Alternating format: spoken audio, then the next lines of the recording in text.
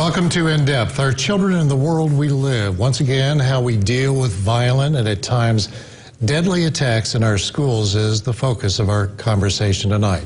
I'm joined tonight by Deputy Jeff Welch of the Hopkins County Sheriff's Office. Welch is among a group of nationwide law enforcement officers trained specifically to deal with potential mass shootings. And Deputy Welch, thanks for being here tonight. I remember the first time we talked a few years ago.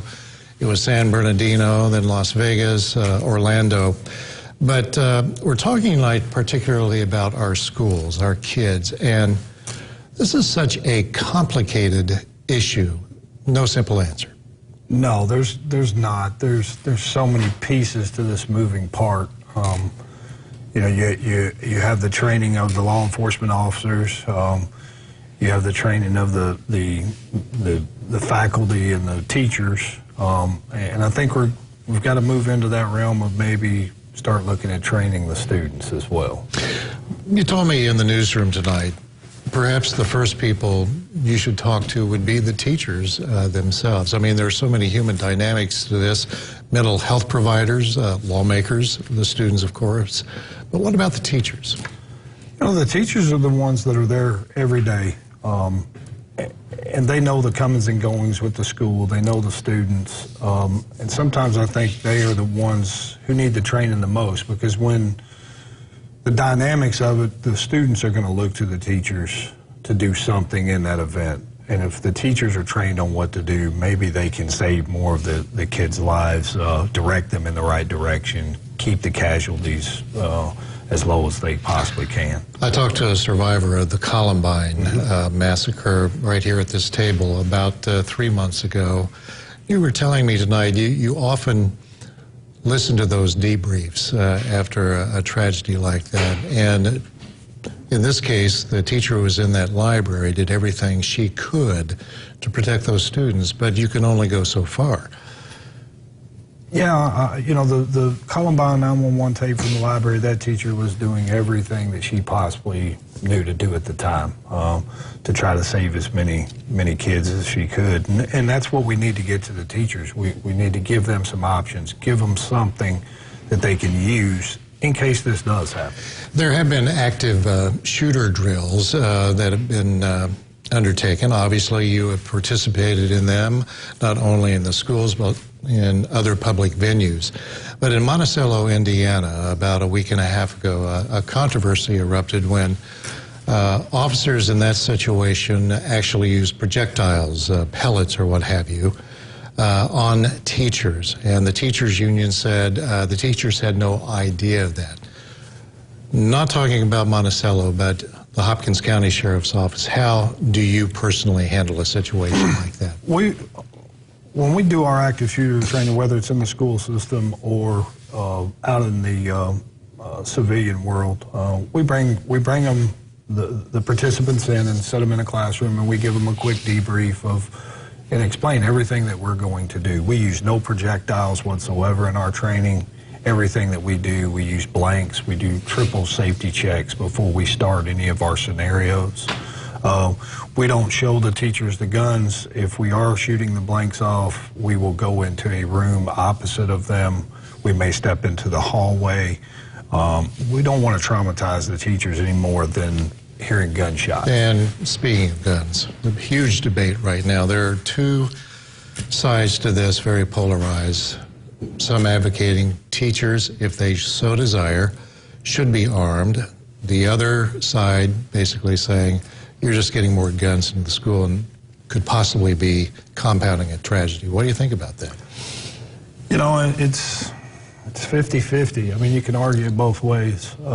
Coming from a law enforcement perspective, there's just a whole lot more than just training on firearms. When you hand somebody a weapon, do they know how to secure it in the holster? If a student or somebody wanted to grab that gun, do they know how to protect the gun? There's just a million things that go into the training of law enforcement. You were talking about talking to the students, and you were mentioning 3 things that you need to be on the lookout for. Before you respond to that, I can see officers talking to high schoolers, maybe even middle schoolers. How in heaven's name do you talk to a 6 or 7-year-old child?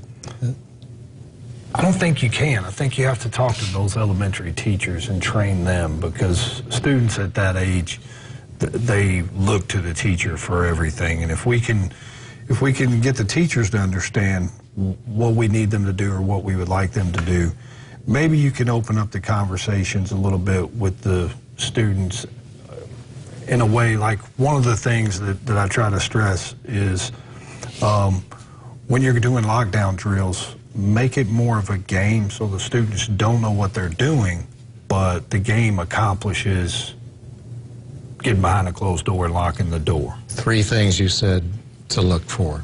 I found that intriguing. Tell me about that. There's a concept out there called Left to Bang, and it's a book by Patrick Van Horn.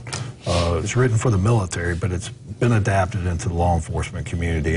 And bang, that's the incident.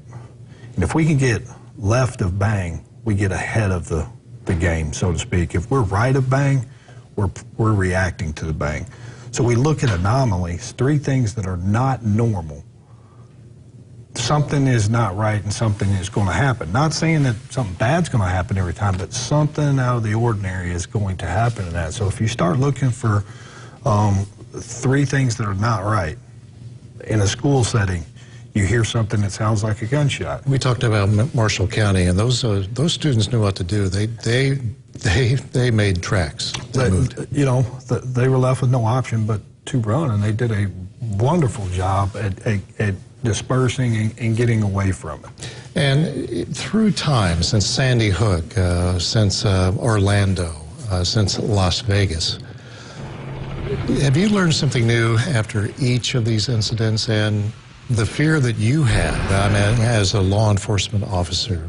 Absolutely. You start with Columbine. We learned as law enforcement that we can't wait outside. We have to make entry, whether it's the lone deputy, the lone officer that's on scene, he has to get in. We've seen the horrible act at Parkland that was not indicative of how American law enforcement should handle that. You would go into Virginia Tech. We learned that now patrol officers have to carry crowbars. We have to carry, cutting instruments to get locks off of things. You move into the Vegas. What do you do in a Vegas? Guys 3,200 feet away and 17 stories high. We learn something every time. So we're trying to play catch up to the next one. Deputy Jeff Welch, thank you so much for being here tonight. I know tragically we may have to talk again about a situation, because this seems to be unfortunately a very fluid situation in America, and I appreciate you being here tonight. Not a problem. Thank you. All right.